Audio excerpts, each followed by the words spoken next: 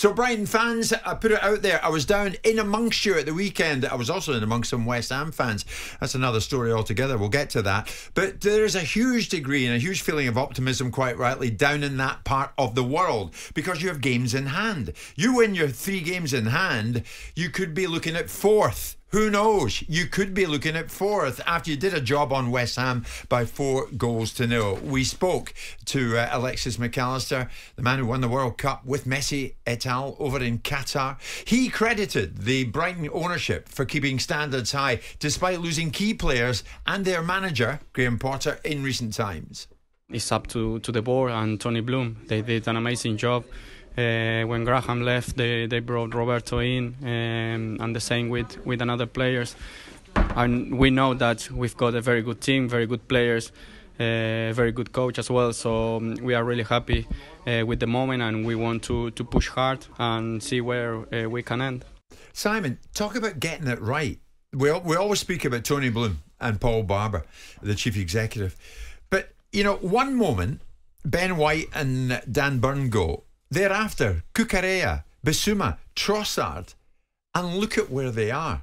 Yeah. And they say no to Arsenal, not once but twice, about Moises Caicedo. Sign him in a longer-term deal. They nail him down. He runs a show with McAllister on Saturday. They have got their ducks in place. They have currently, and there was a time when Southampton could do that and keep on every season coming back and being successful. And people keep saying they're defying the logic of selling players, their best players, because the bigger clubs are taking them. Is and this they different? still maintain.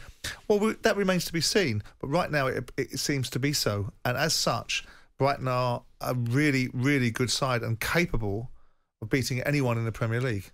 And I wouldn't be surprised if they can hold their nerve, which they currently seem to be able to do. And I think West Ham weren't much of opposition on Saturday, but still, notwithstanding that, they were made to be less of an opposition because how good Brighton were. That if they keep their nerve, it may well be Brighton that get inside the top 6 and push up the table to even higher, because they've clearly got a unit and a side and a coherency and an overall style of play which is very, very compelling. They're a very, very, very good side. And I look at the two growths of the two football clubs. There was always this massive rivalry between Palace and Brighton. And it must be a frustration to Palace fans to watching Brighton being able to pump footballers out for 50 million quid left, right and centre seemingly, and yet still be able to be a side that A, is very easy on the eye, and B, now very compelling with the results. I think it's remarkable. And Tony Bloom deserves it, by the way, because no one has committed more money to a football club besides Middle Eastern consortiums, and Tony Bloom has committed individually to Brighton. Yeah, I mean, it's not often you get this, man. Dan Ashworth obviously was there, Jim, in part of that recruitment. And, of course, the manager. There's no one more important, is there, than the manager leaving? And then to see them make the next step. And I just... What's really very interesting was I think Declan Rice was heard to say after the game, you know, I don't know what was happening on the pitch. I was being outnumbered. Tactically, I think you've really got to know your stuff when you manage now in the Premier League. And I think West Ham really got undone a little bit, Jim. I know you've got to be good tactically. You can't as well make silly mistakes as they did for the first goal. Johnson getting caught under a diagonal. And then I think Bowen gives away a penalty. And then, of course, the second one was the first goal West Ham have conceded this season, by the way, from a corner. Nobody marking Veltman at the far post. So there's no excuse for that. You got to get your tactics right. But you've also got key moments to do the right things. But the way that they play their free-flowing football, Jim, is really top drawer. I really love the way that Gross recognises when Estepinian comes into midfield, he flies forward. Marsh then cuts back inside and then gives him the ball. I mean, Matoma as well. Yeah. And all of these players are being acquired to a high level. They're all really intelligent. McAllister is absolutely... He's almost their little Messi, really, the way that he plays, Jim. You can play anywhere. You can play him at the foot of midfield. You can play him at the top of midfield. Yeah. His interchange of play, his technique, his quality, we knew it was already there. They signed him a new contract before the World Cup. He just gets better and better. And yes, they can, Jim, make it into fourth place. A word on Fulham, who beat them just recently as well, by the way, sitting just in front of them. Oh, yeah. Who are also having an amazing season. They've almost haven't they swapped places with Chelsea and Liverpool for now, although Liverpool come back yesterday. But... See, Tottenham have opened Brighton that will top do four something door big now, though, Martin, haven't they? But what came over to me, Simon, on Saturday was this. Sitting there watching it, and I knew it early. I knew it on the train. I was joined by some West Ham fans. Good lads, if you're listening this lunchtime, enjoyed your company. Not happy. Of course they're not happy. Not happy with Sullivan. Not happy with the ownership of the club. Not happy with this, not happy with that. Not happy with Moyes. Not happy with how they play. Not happy.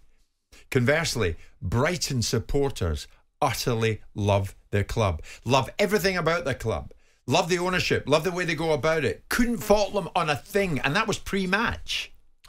And thereafter, they go out there and play like you wouldn't have dreamt them playing. That just no fear at all. Won it well. Everybody knows their jobs, and you think West Ham fans wanted to be in the position of the Brighton fans on Saturday. But there's different levels of expectation. For whatever reason there is, Brighton's history and West Ham's history are very different. You know, they may converge now in the Premier League, but they've diverged over the body of time that these two clubs have been in existence, because West Ham have been inside the Premier League for most of its period of existence, and Brighton have not. So with that in mind, the Brighton fans are at this moment in time really enjoying the ride, whereas the West Ham fans have a different sense of entitlement, which is, when are we going to get a team that balances off the perspective that we're the academy of football, that it was our players that won the World Cup, it was this for that, that for the other. And Sam Allardyce having to sit and listen, what's the West Ham way? The West Ham way is winning nothing, get relegated, was the observation that he made. Jim White and Simon Jordan. Monday to Friday mornings from 10 on AM, on DAB, via the talkSPORT app and on your smart speaker. talkSPORT.